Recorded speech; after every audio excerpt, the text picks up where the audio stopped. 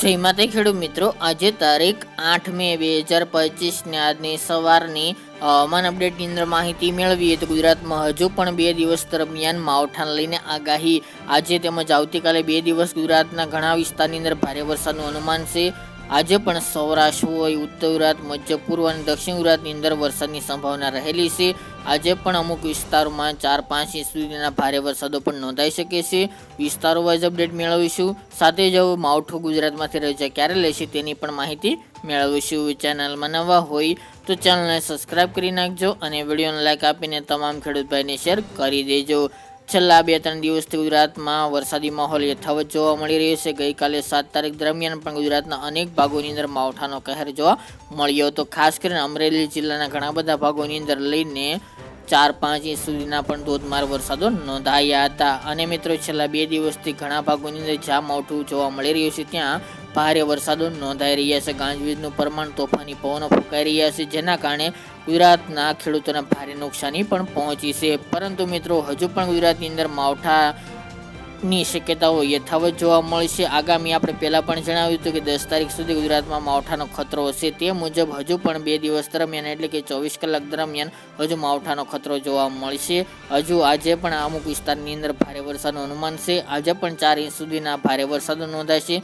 નદી નાળા પણ ઉભરાઈ જાય તેવા પણ અમુક 1-2 સ્થળોએ વરસાદની સંભાવના રહેલી છે. વાત કરવામાં આવે તો વરસાદની સંભાવના આજે દિવસ દરમિયાન ગુજરાતના ઘણા બધા ભાગોનું હવામાન પલટાયેલું જોવા મળશે. એકદમ ચોમાસા જેવો માહોલ જોવા મળી શકે છે. સૌરાષ્ટ્રની અંદર વધુ વરસાદની સંભાવના છે. ખાસ કરીને જે દરિયા કિનારાની પટ્ટી છે, જેમાં દક્ષિણ સૌરાષ્ટ્ર હોય, પશ્ચિમ સૌરાષ્ટ્ર હોય, એ તમામ ભાગોની અંદર વરસાદની સંભાવના દેખાઈ રહી છે. જેમાં ગીર સોમનાથ, દ્વારકા, ખંભાળિયા, પોરબંદર જેવા ભાગો, ખાસ કરીને દરિયાઈ પટ્ટીના વિસ્તારો, તે સિવાય જૂનાગઢ હોય, જામનગર, દ્વારકાના અન્ય વિસ્તારો હોય, રાજકોટ, જસદણ, કાલાવડ, બાબરા, જેતપુર, ગોંડલ, સાપર, વેરાવળ, જામકંડોરણા, જામજોધપુર, ઉપલેટા આસપાસના તમામ ભાગોની અંદર ભારે વરસાદો નોંધાઈ શકે છે. તે સિવાય ભાવનગરના તળાજા, શિહોર, જેસર પંથક, મહુવા, ઉના, રાજુલા, ગીર સોમનાથ સુધીના જે દરિયાઈ પટ્ટીના વિસ્તારની અંદર ખાસ કરીને આ વિસ્તારોમાં દિવસ દરમિયાન વરસાદી માહોલ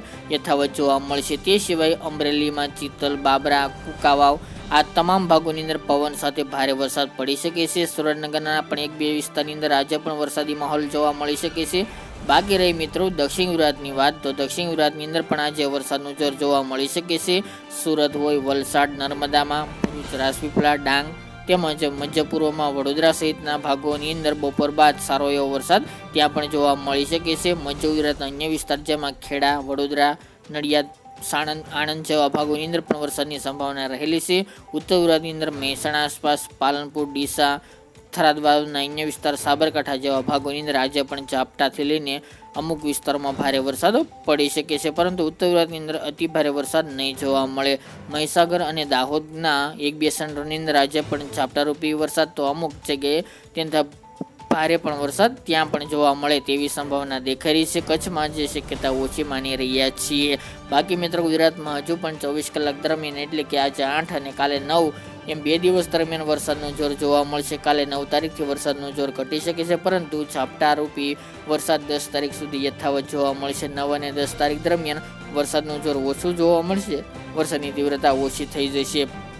ખાસ તો હજુ ગુજરાતની અંદર સિસ્ટમ સક્રિય છે અને તેનો ટ્રફ ગુજરાત સુધી અનેક વિસ્તારોમાં છવાયેલો છે, જેના કારણે ગુજરાતમાં હજુ પણ 24 કલાક દરમિયાન માવઠાનો ખતરો હાલ તો ટોળાઈ રહ્યો છે. આજે પણ મિત્રો ગાજવીજ સાથે તોફાની પવનો સાથે ઘણા બધા ભાગોની અંદર વરસાદી માહોલ જોવા મળશે, પરંતુ અમુક વિસ્તારમાં પવનની ઝડપ ઓછી જોવા મળી શકે છે. બાકી મિત્રો, આગામી દિવસની અંદર અપડેટ આપતા રહીશું. આ તે મિત્રો આજની વહેલી સવારની અપડેટ.